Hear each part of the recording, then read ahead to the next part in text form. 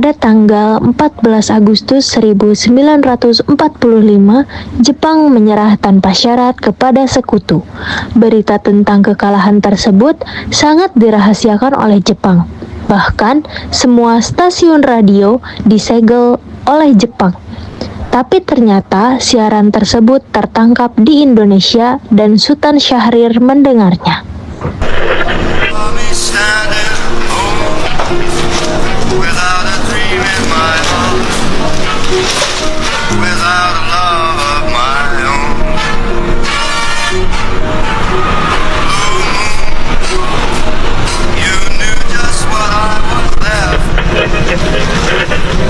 Designated Allied Supreme Commander to accept the surrender of the Japanese.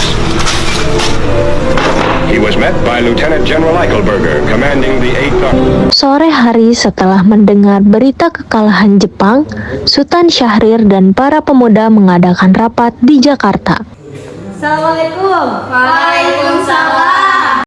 Saudara-saudara, saya mempunyai kabar bahagia untuk kita semua. Jepang telah menyerah kepada sekutu. Tadi saya mendengarkan kabar ini di BBC London Radio. Oleh karena itu, Indonesia terjadi kekosongan kekuasaan. Hal seperti itu kita harus mendesak golongan tua terutama Bung Karno untuk memproklamasikan kemerdekaan ini. Benar itu, Jepang sudah tidak terikat dengan kita. Oleh karena itu, kita harus memanfaatkan momen ini. Tetapi kita juga tidak ingin proklamasi kemerdekaan Indonesia dibuat oleh PPKI. Kenapa meski begitu? Karena PPKI adalah buatan Jepang, sementara itu kita tidak ingin campur tangan PPKI dalam proklamasi kemerdekaan Indonesia. Maka dari itu, kita sepakat harus memproklamasikan kemerdekaan itu sendiri.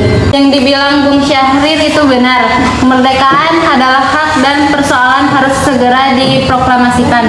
Maka dari itu, mari kita semua meminta kepada Bung Karno dan Bung Hatta untuk segera memutuskan hubungan dengan Jepang sesegera mungkin. Bagaimana, setuju? Setuju. Kalau begitu kalian semua harus pergi ke kediaman Bung Karno untuk menyampaikan kabar ini. Saya dan yang lainnya akan memerintahkan golongan muda untuk merebut kekuasaan dari Jepang.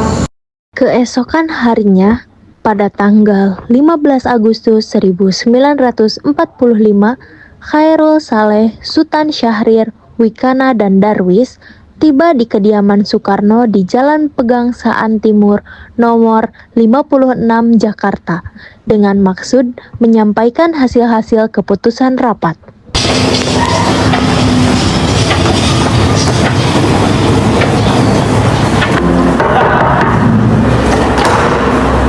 Maksud apa, saudara-saudara kemari? Maaf telah mengganggu waktu Anda, Bung. Kami hanya ingin menyampaikan pesan yang sangat penting. Kalau begitu, silakan masuk.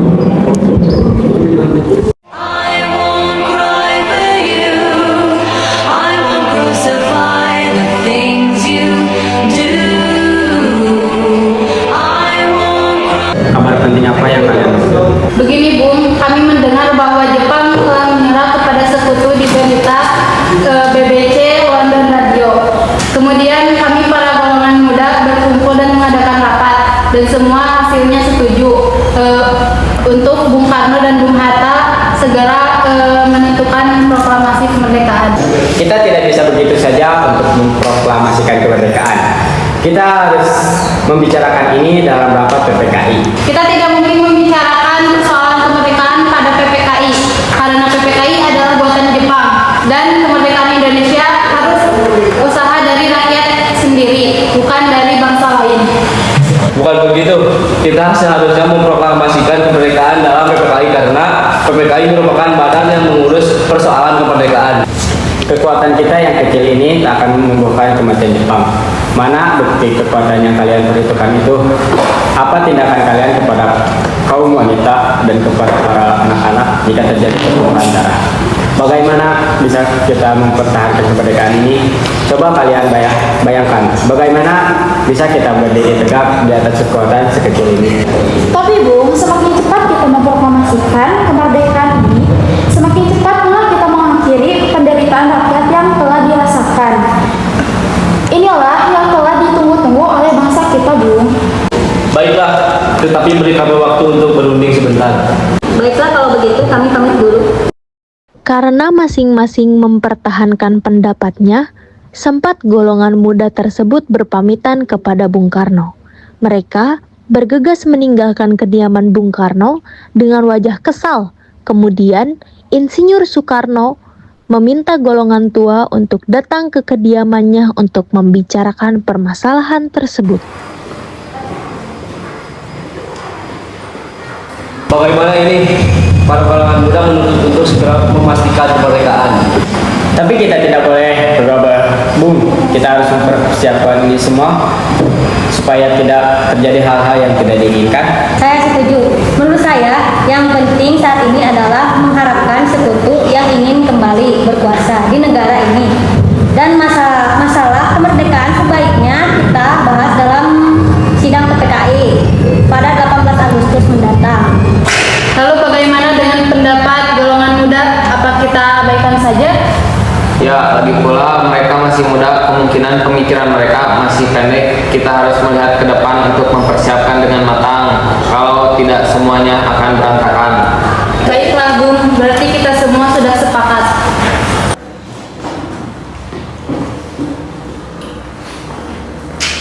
Meski berat hati dengan keputusan Soekarno, para pemuda yang telah meninggalkan kediaman Soekarno tetap tidak putus asa.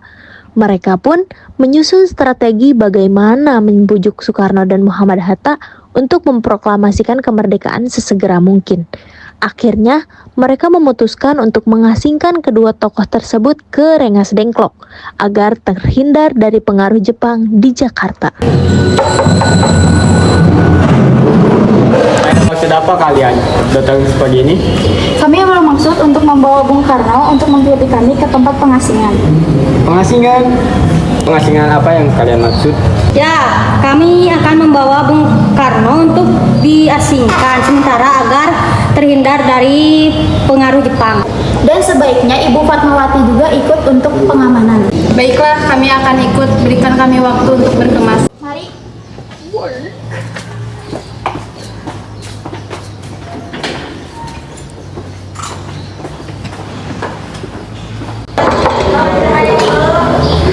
Mari ikut kami ke tempat pengasihan. Pengasihan apa?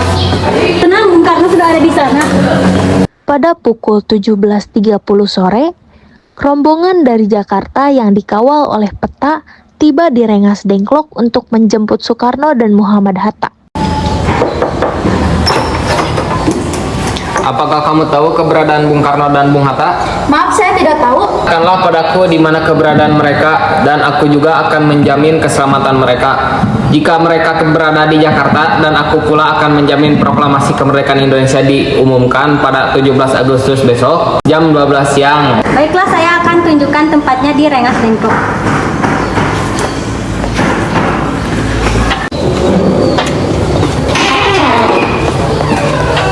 Syukurlah kalian baik-baik saja. Jadi gimana semuanya? Ya, kami setuju bahwa proklamasi kemerdekaan akan dilaksanakan tanpa campur tangan Jepang. Lalu kapan kita akan melaksanakannya? Bagaimana jika besok pasukan di Jakarta sudah bersiap? Ya, kita akan melaksanakannya besok pagi. Bagaimana kita akan membicarakan naskah proklamasi kemerdekaan untuk kita? Jepang tidak akan mengizinkan kita sekarang, Bu. Apalagi jika mereka tahu bahwa kita akan merumuskan proklamasi. Saya punya ide, kita akan meminjam rumah perwira Angkatan Laut Jepang, Laksamana Maeda. Baiklah, Bu. Saya setuju. Kita akan ke rumahnya malam ini. Selesailah perundingan di Rengas Dengklok. Semua anggota golongan tua maupun muda kembali ke Jakarta untuk membahas lanjut rencana proklamasi kemerdekaan tanggal 17 Agustus 1945.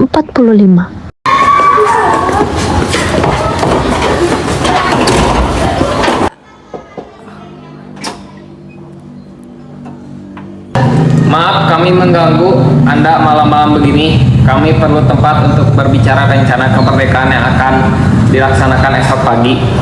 Tunggu dulu, bagaimana kita merumuskan proklamasi di rumah seorang laksamana Jepang? Ternyata begitu. Tenang saja, saya akan menjamin keselamatan Anda saat Anda berada di rumah. Silakan masuk.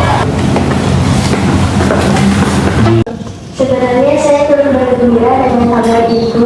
Silakan pergunakan waktu yang dibutuhkan. proklamasi. Apakah ada pena dan kertas, Laksamana? Bagaimana tahap penandatanganan naskah ini? Menurut saya, naskah proklamasi sebaiknya jangan ditandatangani oleh PPKI karena PPKI adalah buatan Jepang. Bagaimana jika naskah ini ditandatangani oleh para hadirin yang datang saat ini, seperti ketika Amerika mendatangi teks deklamasi mereka? Jangan, kita tidak boleh menuduh bangsa lain. Kita harus berbeda dari bangsa lain, Bu. Lalu bagaimana Bung Karno? Karena ini berkat jasa Indonesia, berarti ini harus atas nama bangsa Indonesia. Saya setuju, dan saya punya usul bagaimana jika naskah ini ditandatangani oleh Anda dan Muhammad sebagai wakil dari Indonesia. Ya, usulan yang sangat bagus. Bagaimana para hadirin? Ya, setuju. Tolong Anda ketik naskah proklamasinya. Baik Bu, apa di sini ada mesin ketik? Oh, ada. Mari ikuti saya.